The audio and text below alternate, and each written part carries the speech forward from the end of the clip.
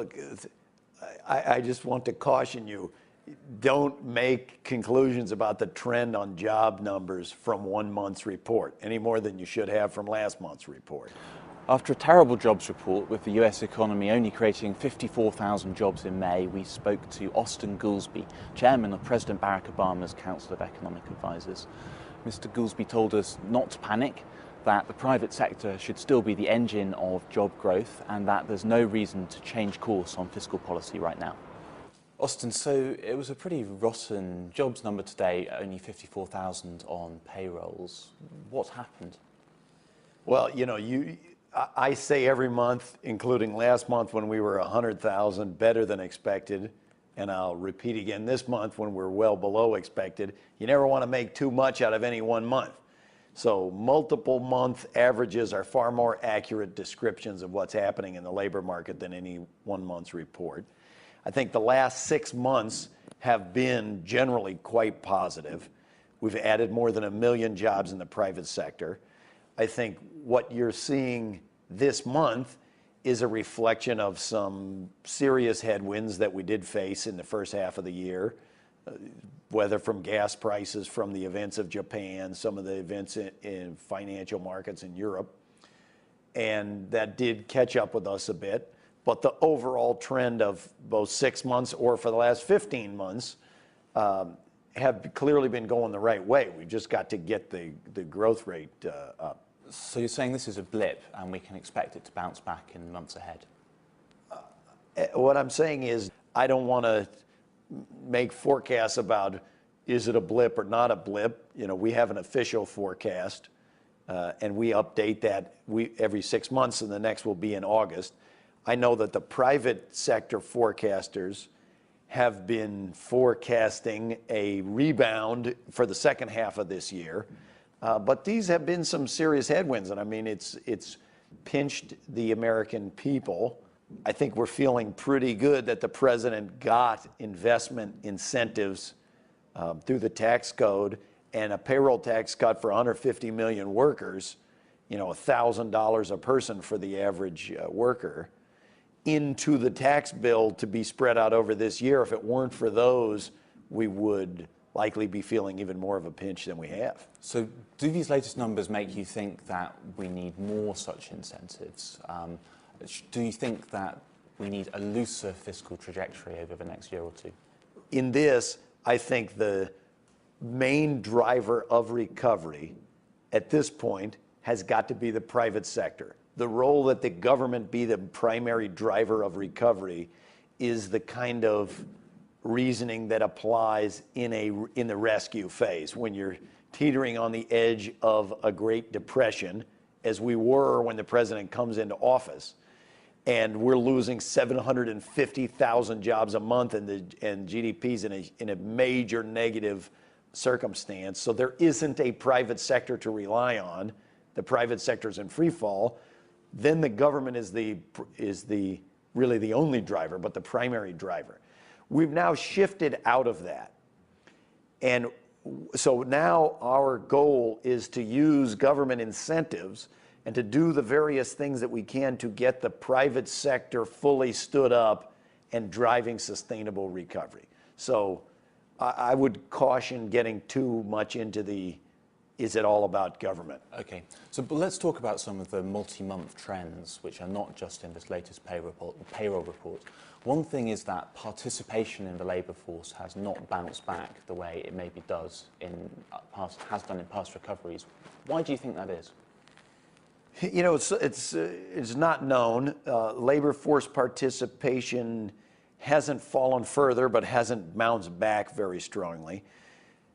There is an underlying trend toward lower labor force participation as the population ages, and it's continued to be. We still have a long way to go in the job market. You know, we've turned it around.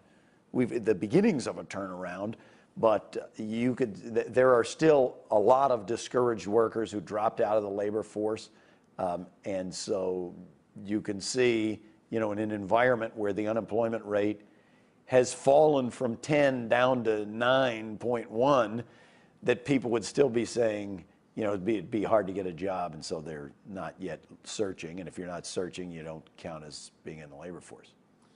So do you expect them to come back into the labor force, and when?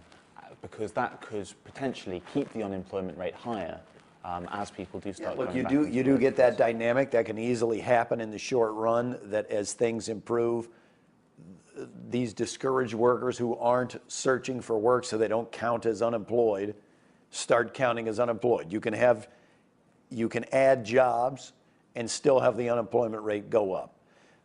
The overall trend, however, if we do like we have done in the last 15 months, where we added more than 2 million jobs in the private sector, the unemployment rate is going to come down. Do you think uncertainty about raising the debt ceiling is adding to the problems of the labor market?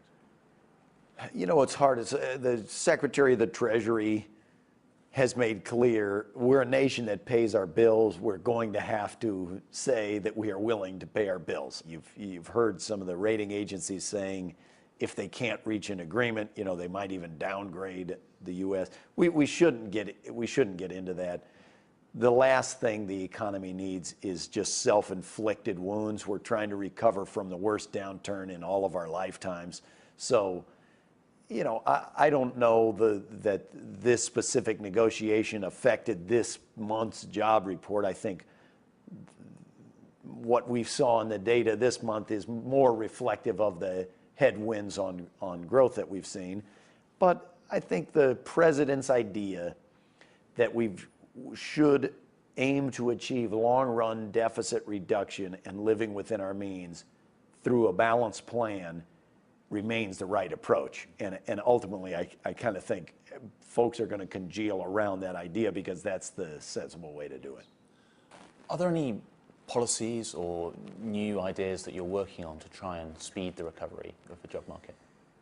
Well, in addition to the business tax incentives and the payroll tax cuts, which are going to be distributed throughout this year and already have been important and will continue to be important, I think you see the president taking a multi-track approach, putting in place the National Export Initiative, a manufacturing policy. So I think some focus there. You've seen the president pushing this bipartisan patent bill, trying to encourage, make it easier for entrepreneurs to get patents. The Startup America initiative, again, about entrepreneurs. So balanced deficit reduction, encouraging entrepreneurship, and his regulatory look back, in which he got the 20 major agencies to go through their existing regulations to find those that are outmoded, those that are too costly, et cetera, that we could streamline, get rid of, and otherwise make the climate more favorable for business investment. I think all of those do matter. So you're doing all these things, but what's your overall message to the American people? Are you saying we can fix this? Or are you saying this is going to take time and we just have to allow the headwinds to pass?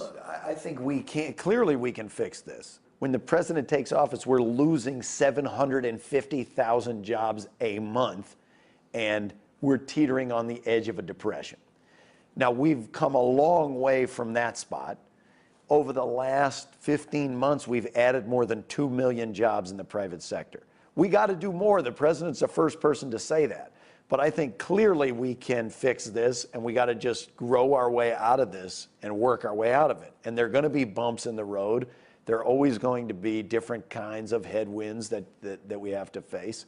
But the overall trajectory is what we've got to just keep pressing. We've got to get the job engine working. We've got to get people's wages up. We got to get them into careers and with the kind of education and training that they need in both the short run to get a job and in the longer run to maintain a career and support their families and everything else.